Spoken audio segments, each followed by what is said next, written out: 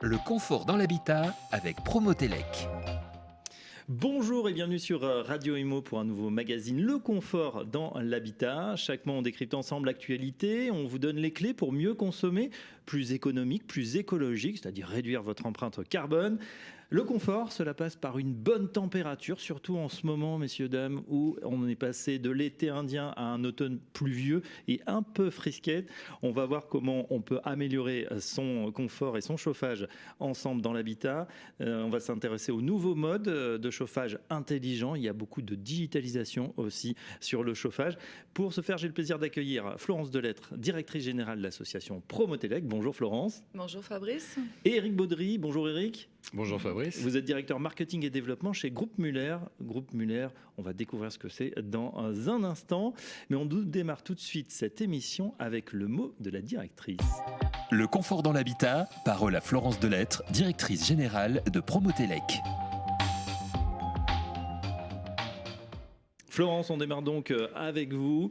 Vous lancez, de la part de Promotelec, au nom de Promotelec, une grande campagne sur le chauffage électrique intelligent. Pourquoi cette campagne? Quels sont les enjeux? Eh bien, cette campagne, en effet, elle va être lancée dans les prochains jours. Elle va être principalement sur une radio concurrente, mais pour autant, elle traite du chauffage électrique et la perception des Français à l'égard du chauffage électrique. Et cette campagne que nous avons menée, pas campagne, pardon, mais cette étude que nous avons menée en début septembre, elle a donné des résultats qui sont intéressants et que j'aurai le plaisir de vous révéler dans quelques instants sur la perception des Français face au chauffage électrique. Oui, effectivement. Alors, on va découvrir avec vous pourquoi c'est important de changer son vieux radiateur, son convecteur, disent certains, pour justement ce chauffage électrique intelligent qui va être non seulement plus économique, plus écologique, plus performant. On va voir, il y a aussi peu d'entretien.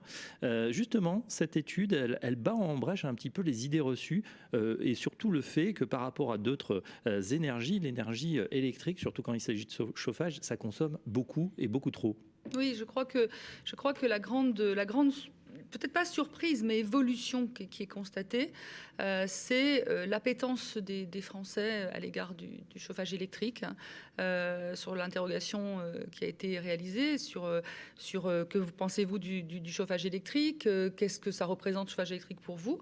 On a vu réellement des données, des enjeux écologiques même sur la performance écologique, sur les vertus écologiques du chauffage électrique, sur la performance du chauffage électrique, sur la simplicité de l'utilisation et aussi même sur l'esthétique du chauffage électrique. Donc peut-être qu'on est un peu post-Covid et que du coup le côté confort dans l'habitat qui est notre motto est encore plus accentué avec un foyer cocooning où on se retrouve avec le chauffage électrique s'intègre pleinement au même titre que des meubles ou quoi que ce soit.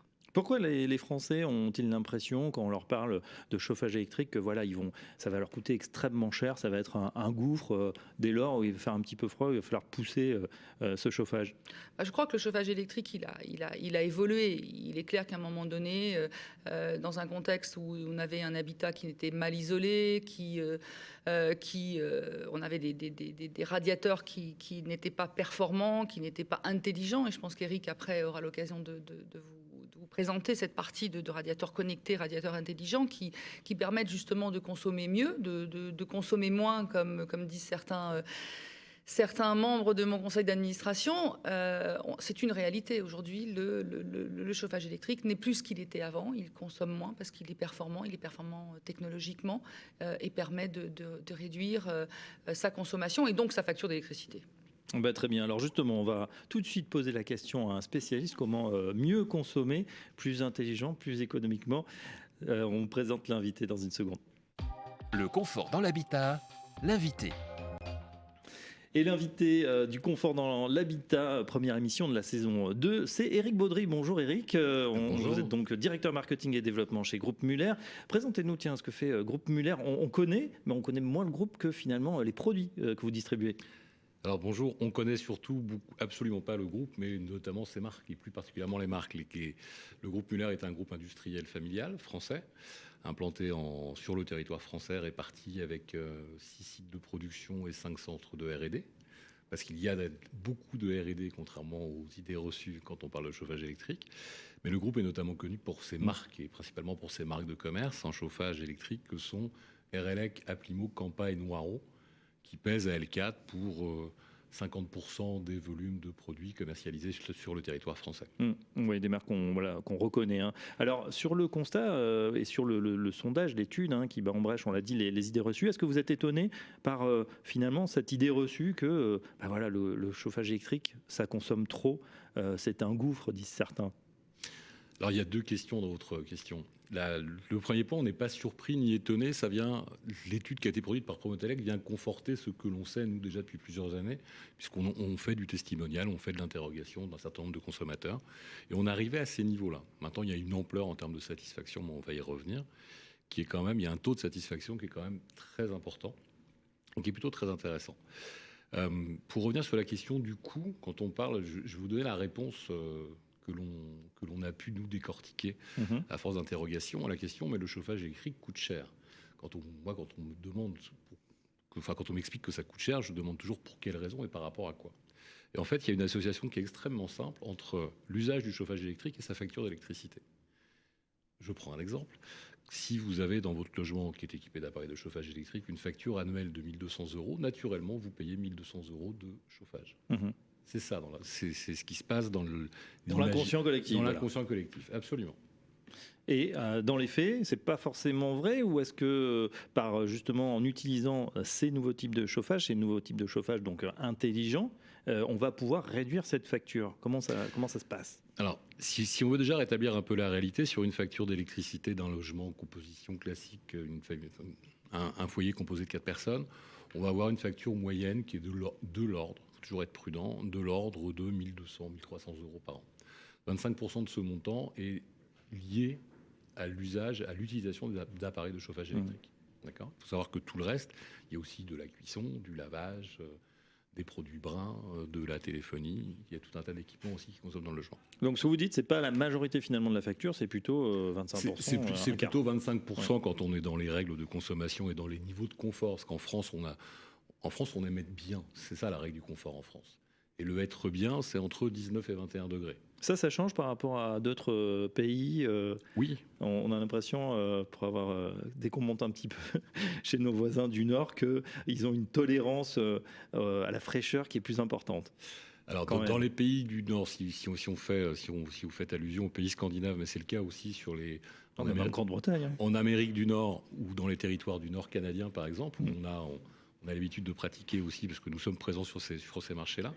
Ce sont des pays où on ne veut pas être bien, on veut avoir chaud. Et avoir chaud, c'est entre 25 et 28 degrés. Donc on n'a pas du tout la même perception de confort et ni les mêmes exigences. Bien sûr. Et du coup, ça va évidemment falloir pousser son cheval un petit peu plus. On parle, d'ailleurs aussi d'énergie. On sait que le bâtiment, d'une façon générale, l'immobilier est très consommateur et émetteur de gaz à effet de serre. Pourtant, l'essentiel de l'énergie en France, elle est aujourd'hui nucléaire. Donc finalement, on n'a pas tellement de CO2 à la production. Est-ce qu'on peut parler de qualité, d'une meilleure qualité de notre électricité en France ? La qualité, l'électricité, sa qualité, elle est identique partout. Par contre, qu'elle soit produite en effet à partir du nucléaire ou qu'elle soit produite à partir du charbon ou du gaz, ça c'est une autre chose. Donc en effet, oui, le nucléaire n'émet pas de CO2, c'est une réalité et ça qui est indéniable. Après, il y a la production hydraulique et là non plus, ça n'émet pas de CO2. Donc déjà, je dirais intrinsèquement, l'électricité française est vertueuse écologiquement.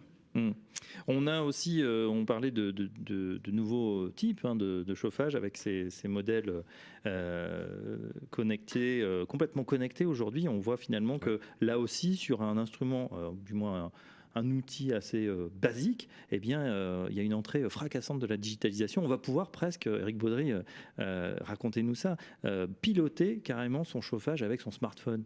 Alors, ça n'est pas qu'on va pouvoir, c'est qu'on peut déjà le faire. Ça existe déjà. Mais il y a un élément que je souhaiterais corriger, c'est qu'aujourd'hui, les appareils ne sont plus aussi basiques qu'ils ont pu l'être. On parlait tout à l'heure des convecteurs, qui sont les appareils de première génération.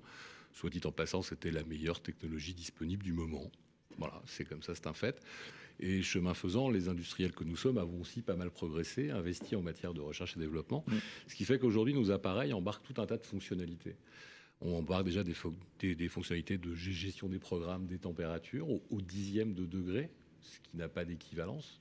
Le chauffage électrique français permet d'adapter sa température au dixième de degré. C'est le premier point. Et embarque tout un tas de fonctions de détection d'ouverture de pièces. Et une nouveauté qui est arrivée sur le marché il y a 3 ans maintenant, qui est la détection d'occupation, une détection de présence ou d'absence, qui permet de réduire. L'appareil seul est en capacité d'analyser son environnement proche et de réduire son allure ou son niveau de... Donc automatiquement, s'il détecte qu'il n'y a plus personne dans la pièce, finalement, il va pouvoir baisser un petit peu les degrés. Il va diminuer par palier progressivement son niveau de température. Donc il dit naturellement réduction de la consommation, mais avec toujours un même niveau de maintien du confort. Il y a un aspect aussi intéressant, c'est le design, c'est-à-dire qu'aujourd'hui, dans certains logements, c'est vrai qu'il y a des objets un petit peu disgracieux. Aujourd'hui, c'est beaucoup mieux aussi. Est-ce que vous travaillez sur l'ergonomie? Est-ce que c'est quelque chose que vous notez au moins dans l'étude? Dans l'étude, clairement, et clairement, et selon les tranches d'âge aussi, on voit que, et puis aussi hommes-femmes, c'est-à-dire qu'on voit clairement que les plus jeunes, inférieurs à 40 ans par exemple, ont vraiment une appétence de design, que le chauffage électrique qu'ils ont, que les radiateurs qu'ils aient ne soient pas une tâche dans le décor. Donc là, on voit clairement. Et puis, pour rebondir sur ce que disait Eric, sur le côté connecté aussi, il y a vraiment aussi, et là aussi parmi les plus jeunes, ça ne veut pas dire que les plus anciens, l'étude elle porte de 25 à 70 ans, ça ne veut pas dire que ceux de 70 ans ne veulent pas un chauffage connecté, mais ils veulent de la simplicité aussi, parce que souvent, on peut être réticent à l'intelligence artificielle, etc., en disant comment ça va fonctionner. Donc on voit que là, clairement, que les jeunes sont vraiment enclins à dire, moi je veux un chauffage connecté, je veux l'utiliser, certes une utilisation simple, mais une appétence réelle, réelle vraiment pour ce côté qui permet à la fois d'être de la simplicité, on rentre dans son logement et puis on a le confort désiré parce qu'on l'a programmé avant, on ouvre une porte, on ouvre une fenêtre et le chauffage peut aussi soit se couper ou du moins réduire, et donc ça, pour eux, c'est l'idéal. Et c'est un changement, bien évidemment, mais c'est la technologie qui a fait et qui est présente aujourd'hui, et les gens sont conscients de cette technologie. Alors, on résume, performance énergique, qualité écologique, simple d'utilisation, du confort, le design, et en plus le tout piloté par intelligence artificielle. Je sais que vous êtes récemment allé au CES de Las Vegas, où vous avez remporté un prix, Éric Baudry. La question maintenant qui fâche, c'est tout cela a un coût. Est-ce que ça va être beaucoup plus cher si on a ces vieux radiateurs de passer à du chauffage intelligent? C'est toujours une bonne question, la question du cher. On a volontairement le fait de travailler avec plusieurs marques et d'avoir une existence relativement ancienne sur le marché français. On a la prétention de bien connaître à la fois notre marché, mais également des consommateurs. Et ce qui est important, c'est de ne pas avoir, dans les évolutions de produits, chercher à développer des produits trop élitistes du fait de l'intelligence. Donc on a voulu serrer, et en travaillant sur différents matériaux que sont l'acier, bien évidemment, c'est un produit de base, que sont l'acier, que sont le verre, que sont la pierre de lave par exemple, et de travailler sur, comme vous disiez tout à l'heure, par rapport à l'encombrement ou la verrue dans une pièce. On a embarqué bien évidemment la notion de design, on a adapté les produits, également adapté leurs dimensions. L'appareil traditionnel, il est vertical, posé au mur et visible. Aujourd'hui, se veut de plus en plus discret. Et on a toute une gamme de produits qui ont été dessinés avec ces différents matériaux pour pouvoir s'intégrer dans le plus grand nombre de configurations. Je n'oublie pas votre question du prix. Et de ce fait-là, on est en mesure d'intégrer la meilleure solution de chauffage avec des budgets qui sont avec des niveaux d'investissement qui permettent de répondre justement à l'ensemble des budgets. C'est-à-dire de la famille la plus modeste à la famille la plus branchée en matière de déco, et qui a envie de se faire plaisir, en achetant à ce moment-là un produit de décoration avant d'investir dans un appareil de chauffage. Florence. Ouais, je voulais préciser aussi une chose, c'est que il y a un coût, bien évidemment. De toute façon, je crois qu'on n'a rien sans rien. En revanche, il y a des aides dans cette transition énergétique et dans laquelle on vit depuis des années, qui devient de plus en plus présent. Et puis, je pense aussi que le confinement a aidé ou a encouragé les gens à se rendre compte de comment était leur habitation et de pouvoir aussi opérer des changements en termes de confort. Mais il faut savoir aussi qu'il y a des aides gouvernementales et aussi des aides de la part des énergéticiens sur le changement de chauffage. chauffage. Donc ça, il est clair que là aussi l'enquête le montre, hein, un Français sur deux a l'intention de renouveler son chauffage électrique ou son chauffage tout court. Parce que tout le monde n'a pas. On a 44% des gens qui sont au chauffage électrique. L'enquête l'indique. Donc ça veut dire que les autres n'ont pas de chauffage électrique. Donc il y a un renouvellement de chauffage et surtout les polluants aussi. Et donc il y a des primes à la rénovation, des primes au changement de chauffage qui ne sont pas connues. On parle beaucoup de la prime Rénov 2021 qui vient d'être mise en place. Est-ce qu'il y aurait un coup de pouce justement spécifiquement pour le chauffage ? Il y en a déjà une qui existe depuis 2017, je crois, oui, 2017, avec des changements de radiateurs. Alors pour les plus précaires, je crois que c'est 100 € par radiateur et 50 pour les non précaires. Donc là, il va y avoir encore un autre coup de pouce qui pourrait être même abondé par d'autres, hein, puisque c'est vraiment renouveler ces appareils et puis contribuer à la fois à son confort personnel, mais aussi, je viens de dire, on en parle souvent, mais on ne le dit pas comme ça, mais au confort de la planète.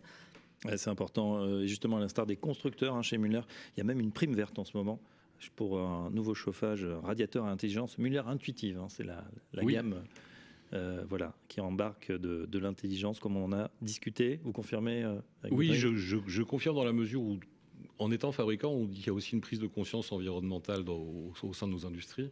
Comme vous disiez tout à l'heure, on a la possibilité en France d'utiliser une énergie qui est très faiblement carbonée. Donc ça coche déjà la case de la démarche environnementale. Et puis on est surtout aujourd'hui confronté à un enjeu majeur qui est l'enjeu de la rénovation énergétique des logements. C'est effectivement le chauffage électrique, c'est aujourd'hui un tiers. Si on prend quelques chiffres, c'est un tiers des logements français. Un tiers des logements français sont équipés en appareils de chauffage électrique. Il y a un gisement qui est important, mais il y a surtout un gisement non pas industriel économique. Il y a avant toute chose un gisement en termes de réduction des consommations et de contribution à la réduction des émissions de CO2 qui est plutôt phénoménal. Comme disait Florence tout à l'heure, on a tous passé quelques temps confinés avec plus ou moins de plaisir. Quoi qu'il en soit, on a eu le temps de faire le tour de nos logements et de regarder ce qu'il était possible d'améliorer ou pas. Et on commence à mesurer aujourd'hui les effets, parce qu'il y a aussi un effet climatique et on est passé de l'été indien, comme vous le disiez tout à l'heure, à un début d'automne un peu frisquet et humide. Et c'est le moment d'y passer. Pour ce faire, il y a effectivement ce mouvement qui fait ce dispositif d'État qui s'appelle le coup de pouce chauffage électrique, qui permet justement d'inciter les consommateurs ou les utilisateurs de chauffage électrique à améliorer leur équipement. On a tous fait le tour du confort aussi. Il y a aussi la notion du télétravail qui intervient de plus en plus et qui vient renforcer cette dimension de confort.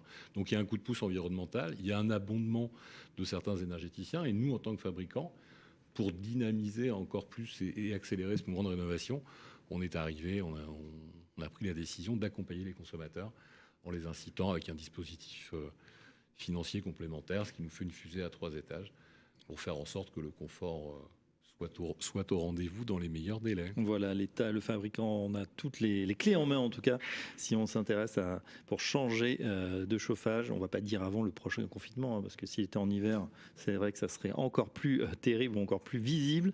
En tout cas, un grand merci, on en sait un petit peu plus justement sur ce chauffage électrique intelligent. Merci à notre expert du jour, Éric Baudry.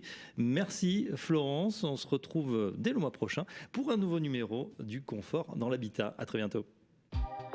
Le confort dans l'habitat, retrouvez cette émission en podcast sur l'appli Radio Imo et sur le site promotelec.com.